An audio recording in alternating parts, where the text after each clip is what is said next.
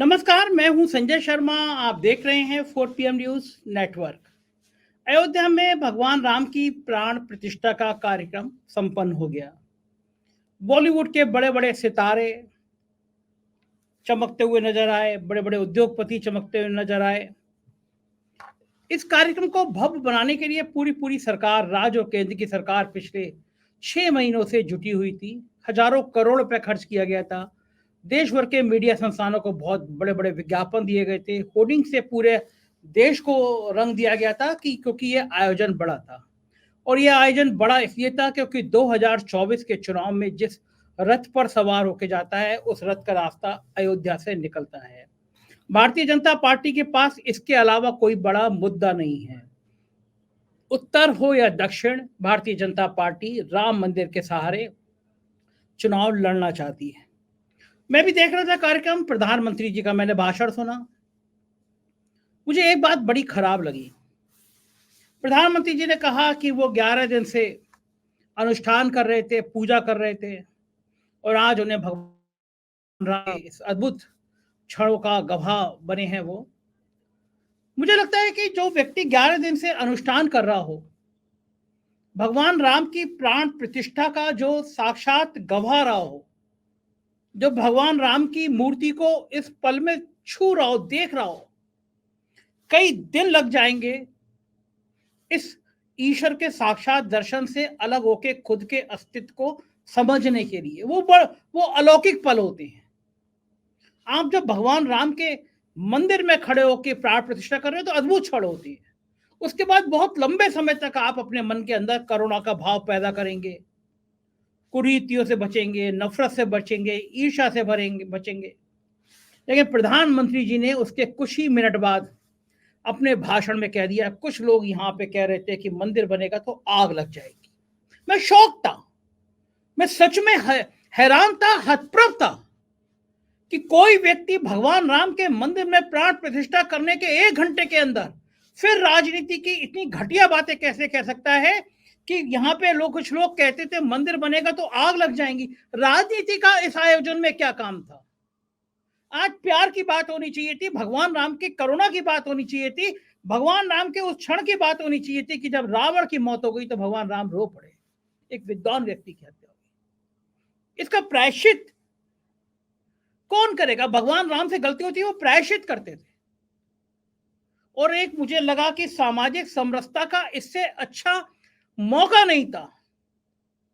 एक संदेश देने का, देश को एक संदेश देने का इससे बेहतर मौका नहीं था कि जब 5 लोग गर्भगृह में पूजा कर रहे थे, उत्तर प्रदेश के मुख्यमंत्री योगी आदित्यनाथ, गवर्नर आनंदीबेन पटेल, महेंद्र नाथ दास साहब, प्रधानमंत्री नरेंद्र मोदी जी और मोहन भागवत।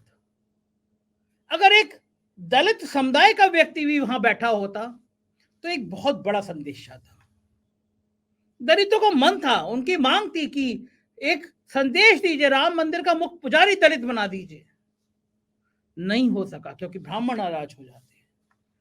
लेकिन उन 5 की जगह 6 लोग हो जाते, एक दलित व्यक्ति का भी चयन हो जाता तो समाज में एक अच्छा संदेश चला जाता। देश की राष्ट्रपति, जिसको पहला कार्ड दिया जाना चाहिए था, देश की प्रथम महिला नागरिक है, उसको कार्ड दिया जाना चाहिए था, वो आज यहां बैठी होती तो आदिवासियों में एक अच्छा संदेश चला जाता। लेकिन इनको तो छोड़िए, नितिन गडकरी और राजनाथ सिंह जो प्रधानमंत्री बनने का सपना देख रहे हैं, उनकी भी एंट्री नहीं कराई गई। राजनाथ सिंह घर पे बैठ के पूजा करते रहे और गडकरी नागपुर में अपने मंदिर में घंटा बजाते रहे। टीवी चैनलों के कैमरों को कह दिया गया था, मीडिया के कैमरों को कह दिया गया था कि योगी आदित्यनाथ को बहुत कम दिखाना है। आप पूरा प्रोग्राम दोबारा देखिएगा, बहुत कम जगह पे कैमरा योगी आदित्यनाथ पे फोकस हुआ, उससे ज्यादा तो अमिताभ बच्चन पे फोकस रहा। तो क्या राम मंदिर का कार्यक्रम भी किसी राजनीति से प्रेरित था? भगवान राम के मंदिर में भी राजनीति, भगवान राम के मंदिर की प्राण प्रतिष्ठा में भी राजनीति। कल मैंने एक कार सेवक का इंटरव्यू किया, आज सुबह मेरे यूट्यूब पे लगा हुआ है इंटरव्यू। संतोष दुबे हैं, अयोध्या के मूल निवासी हैं। वो गए थे कार सेवा करने के लिए, जब गोली चली थी, 4 गोलियां लगी उनको। कहते हैं भगवान राम ने ही मुझे बचाया। और उसके बाद जब बाबरी मस्जिद का विध्वंस हो रहा था, वो गुंबद पे खड़े थे, अचानक गुंबद गिरा, उनके ऊपर गिरा, 17 हड्डियां टूटी थी। उन्होंने प्रण किया था कि भगवान राम का मंदिर जब तक नहीं बन जाएगा मैं अपना घर नहीं बनवाऊंगा। 33 सालों से घर नहीं बनवाया, लेकिन उनको कार्ड नहीं दिया गया, निमंत्रण पत्र नहीं दिया गया। उनका कहना है कि बॉलीवुड के वो सितारे जो कहते हैं हम गौमांस खाते हैं, बीफ खाते हैं, उनको तो न्योता दे दिया गया, लेकिन मेरे जैसे कार सेवकों का ये दर्द है उनका। लेकिन एक दर्द और भी है। उन्होंने इस इंटरव्यू में कहा कि कार सेवकों पर गोली चलाने का आदेश देने वाले मुलायम सिंह यादव तत्कालीन मुख्यमंत्री के सचिव, जिनके इशारे पे पूरा मुख्यमंत्री कार्यालय चलता था, उनका नाम नृपेंद्र मिश्रा था, और नृपेंद्र मिश्रा राम जन्मभूमि मंदिर ट्रस्ट के अध्यक्ष बना दिए गए। आज भगवान राम की प्राण प्रतिष्ठा कार्यक्रम में जिसने 4 गोली खाई, जिसने 17 हड्डी तोड़वाई, उसको नहीं बुलाया गया, लेकिन जिसपे कार सेवकों ने गोली चलाने का आदेश देने का आरोप जिसपे है, वो सर्वे सर्वा थे।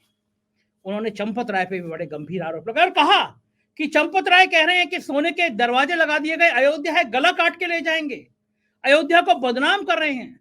उस कार सेवक ने मेरे इंटरव्यू में कहा कि गुजरातियों ने कब्जा कर लिया, अयोध्या की पौराणिक जगह खत्म कर दी गई, ठेके गुजरात को लोग कंपनी को दे दिए गए। मुझे पता चला जो टेंट सिटी का काम कर रहा है, बनारस में भी उसने किया, अयोध्या में भी उसने किया, गुजरात की कंपनी है, 1 साल में 300 गुना शेयर बढ़ गया, अयोध्या में हजारों करोड़ का काम कर रहा है। अयोध्या के ठेके क्या गुजरात वालों को दे दिए गए। ये कैसा भगवान राम का मंदिर बन रहा है। जब मंदिर की जमीन खरीदी गई तो उसमें घोटाले के आरोप लगे गए। चंपत राय ने आज तक सफाई नहीं दी। राम जन्मभूमि मंदिर के नाम पर, अयोध्या के नाम पर करोड़ों रुपए की जमीनों की हेराफेरी की गई। एक कमेटी की जांच बनने के आदेश किए, वो जांच कमेटी कहां चली गई आज तक पता नहीं चला। राम नाम की लूट मची है, लूट सके तो लूट, अंतकाल पछताएगा, प्राण जाएंगे छूट। तो क्या वाकई में राम मंदिर का आज का कार्यक्रम, क्या वास्तव में राम मंदिर का यह कार्यक्रम राजनीति से प्रेरित था? राम मंदिर के इस आयोजन के पीछे क्या 2024 का बड़ा संदेशा था? राम मंदिर के इस आयोजन के पीछे क्या कुछ और खेल था? भगवान राम के प्रति आस्था कहां चली गई? भगवान राम के प्रति विश्वास कहां चला गया? भगवान राम के प्रति विनम्र और प्यार और मोहब्बत कहां चली गई? क्या यह राजनीति का मंच ताजा कहा जाता कि कुछ लोग कह रहे हैं कि मंदिर बनेगा तो आग लग जाएगी? आज राम की बातें क्यों नहीं हुई? आज राम के प्यार की बातें क्यों नहीं हुई? आज मां सीता के त्याग की बातें क्यों नहीं हुई? राजनीति का यह मंच बनाने का क्या उचित माध्यम था? कौन पूछेगा, कौन सवाल करेगा? गोदी मीडिया के चैनल दिन भर देवताओं की स्तुति में लगे हुए हैं, लेकिन ये सवाल आप अपने मन से पूछिए, आप अपने जहन से पूछिए कि क्या राम मंदिर एक बार फिर चुनाव का मुद्दा बनेगा? क्या भगवान राम एक बार फिर चुनाव का मुद्दा बनेंगे? और ये बनेंगे तो ये देश के लिए दुर्भाग्य।